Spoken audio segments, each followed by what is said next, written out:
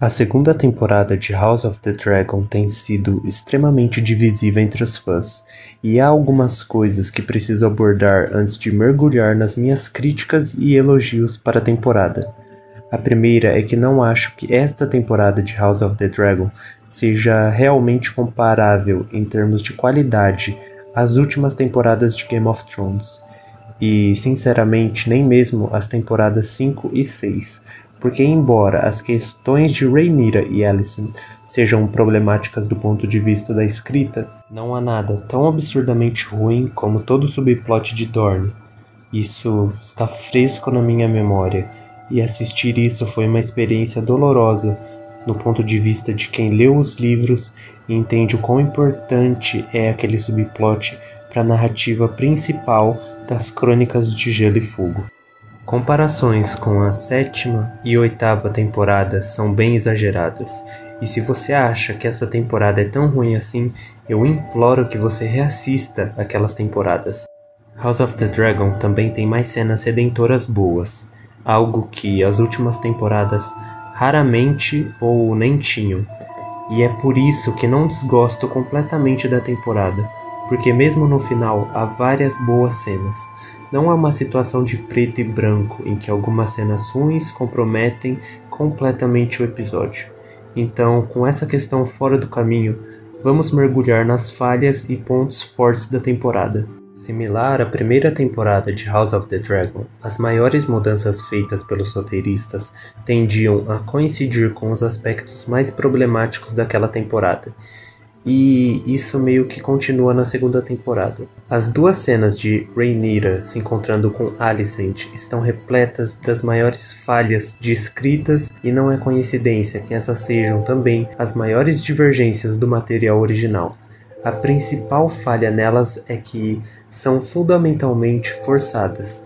A cena do episódio 3 é a maior infratora, porque os roteiristas não consideram certos pontos lógicos que Rhaenyra deveria estar pensando. O fato de que Alicent não tem poder real para impedir a guerra, o que é o motivo principal para Rhaenyra ir a King's Landing, e Alicent também não tem muita influência sobre Aegon.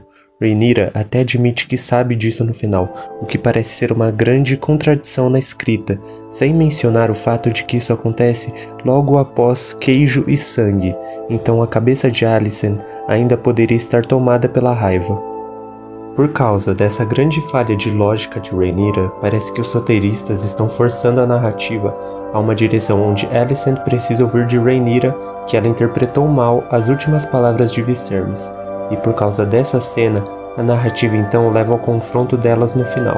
Parece muito que os roteiristas não sabiam como chegar a esse ponto de forma natural, e às vezes certos pontos da trama simplesmente não são alcançáveis de um ponto de vista lógico, e quando isso acontece, acho que você precisa questionar-se se deve levar a história nessa direção, porque comprometer certos aspectos da narrativa para chegar a esse ponto é simplesmente má escrita, e isso é uma das coisas que mais enfurecem George R. R. Martin, que preza tanto em seus livros uma escrita coesa e que faça sentido, mesmo em um universo com fantasia e dragões e batalhas e soldados e magia.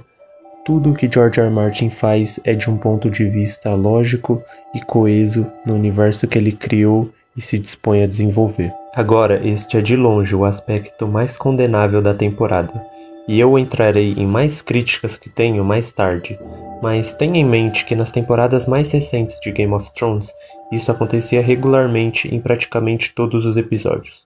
No final, de longe, a maior controvérsia é a alegação de que o personagem de Alicent foi arruinado.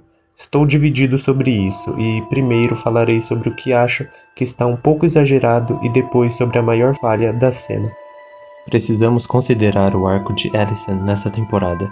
Ela é uma personagem moralmente boa, cuja principal racionalização para o que ela tem feito foi destruída, o que a levou a ter uma pequena crise de identidade sobre se ela é a vilã na história. Tendo percebido isso, ela sente que a única maneira de se redimir é se render e fazer a coisa certa ao salvar King's Landing de um derramamento de sangue.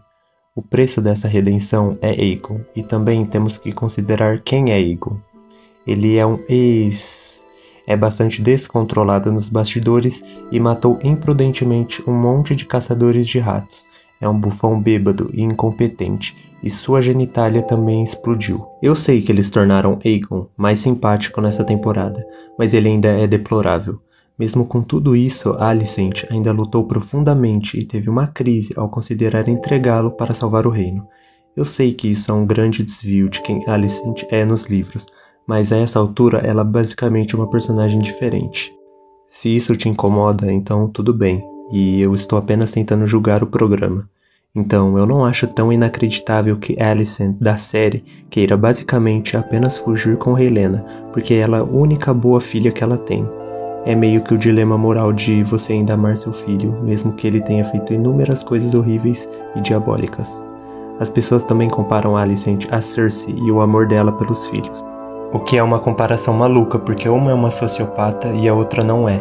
Então acho que a alegação de que o personagem de Alicent foi destruído é um pouco exagerada. No entanto, os roteiristas insistiram em empurrar a narrativa nessa direção, que é realmente muito estranho. Porque é inconsequente, Aemond e Daeron ainda estão por aí. Então quem se importa se Alicent entrega Aegon? Ele nem é uma ameaça a essa altura, já que está acamado e seu dragão está morto, eu acho. Rhaenyra está lidando com o fato de que haverá danos colaterais ao tomar King's Landing, embora ela alegremente tenha massacrado um monte de inocentes bastardos Targaryen. Isso sem falar no fato de que Aegon deixa King's Landing, então Alicent também afirma que quando Rhaelena estiver no comando, ela permitirá que Alicent faça todos se renderem. Mas ela permitirá mesmo? O lado negro matou o filho dela. Os roteiristas já se esqueceram disso? Aparentemente fizeram Alicent esquecer sobre um filho por outro, já que eles já trocaram golpes. Mas por que Rhaelena apoiaria pessoalmente o lado negro agora? Acho que não saberíamos realmente o estado mental de Rhaelena, já que os roteiristas raramente exploram isso. Alicent também diz que uma vez que Rhaenyra tome o trono, esta guerra sem sentido deve acabar. Mas não vai. Todos os exércitos estão prontos para atacar e Aemond e Daeron estão voando em seus dragões. Alicent e os roteiristas fazem parecer que, ao fazer isso, ela está salvando todos, quando não é esse o caso. Ela está apenas evitando o derramamento de sangue em King's Landing. Todos estão focados em Alicent como personagem, mas os roteiristas falham completamente no que acham ser um grande clima, que acaba sendo um ponto de trama vazio. Outro problema ao terminar a temporada com esse confronto é que acaba sendo decepcionante porque passamos o episódio inteiro falando sobre tomar King's Landing, mas nunca temos a catarse e a recompensa de Rhaenyra reconquistar o trono. Isso parece o ponto mais lógico para terminar a temporada, e será meio estranho se isso acontecer logo no primeiro episódio da próxima temporada. Bom, e aqui a gente pode começar a falar de outro problema que, na minha opinião, atrapalhou bastante a série, que é a qualidade inconstante dos episódios. Pra mim, acho que a temporada 2 foi desigual, mas não de uma maneira que destruiu completamente sua integridade. Existem altos e baixos, com alguns episódios se destacando mais do que os outros, mas no geral não foi um desastre. O maior problema é a flutuação da qualidade da escrita e do ritmo. Alguns episódios, como a Batalha de Rock's Rest, pareceram emocionantes e envolventes, enquanto outros se arrastaram em detalhes muito desnecessários.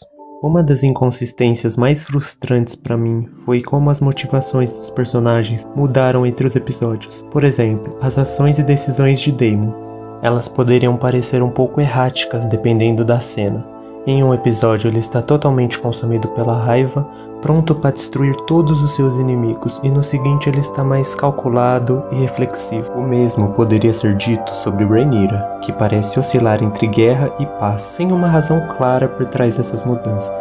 Isso dificultou a conexão total com os personagens, porque seus arcos não pareciam tão suaves quanto poderiam ser. Dito isso, mesmo dentro dos episódios que se arrastaram ou pareceram inconsistentes, ainda houve momentos de destaques que ajudam a redimi-los. As atuações de Matt Smith, Daemon, Emma Darch, Rhaenyra e Olivia Cooke Alicent foram particularmente impressionantes e elas carregaram muito do peso, mesmo quando a escrita falhou. Agora falando do desenvolvimento de personagens, o desenvolvimento dos personagens principais é um foco importante nessa temporada.